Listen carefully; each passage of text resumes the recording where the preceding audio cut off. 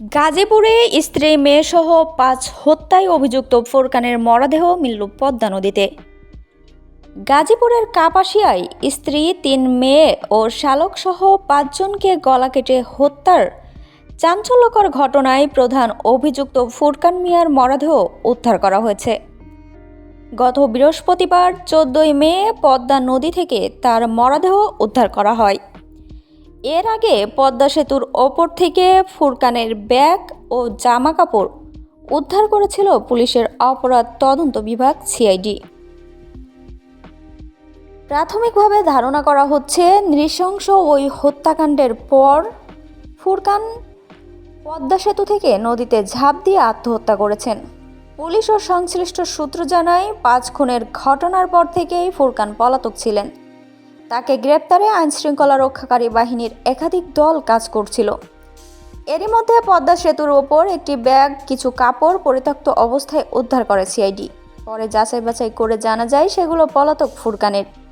পরবর্তীতে বৃহস্পতিবার পদ্মা নদী থেকে তার ভাসমান মরদেহ উদ্ধার করা হয়।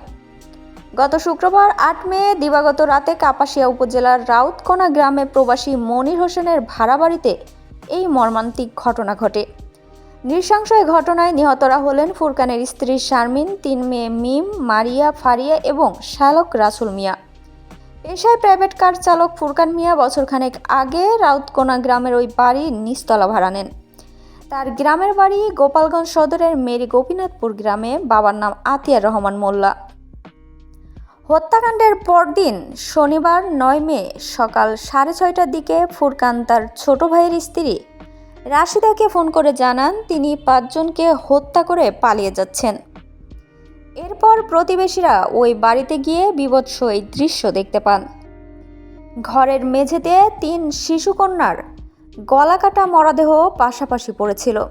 মা শারমিনের মরদেহ জানালার গ্রিলে হাত মুখ বাঁধা অবস্থায় ঝুলছিল এবং শ্যালক রসুল মিয়ার মরদেহ পড়েছিল বিছানার ওপর। খবর পেয়ে দ্রুত ঘটনাস্থলে ছুটে আসেন নিহতদের স্বজনরা। ঘটনাস্থল থেকে দেশীয় মদের খালি বোতল, রান্না করা পায়েস ও কোকাকোলার বোতল উদ্ধার করা হয়েছিল। ঘটনার দিন মরদেহের পাশে বেশ কিছু প্রিন্ট করা কাগজ পড়ে থাকতে দেখেছিল আইনশৃঙ্খলা রক্ষাকারী বাহিনী। ওই কাগজের সূত্র ধরে পুলিশ জানতে পারে, ফুরকান হোসেন এর আগে তার স্ত্রীর বিরুদ্ধে থানায় ১০ লাখ টাকা আত্মসাতের একটি অভিযোগ করেন।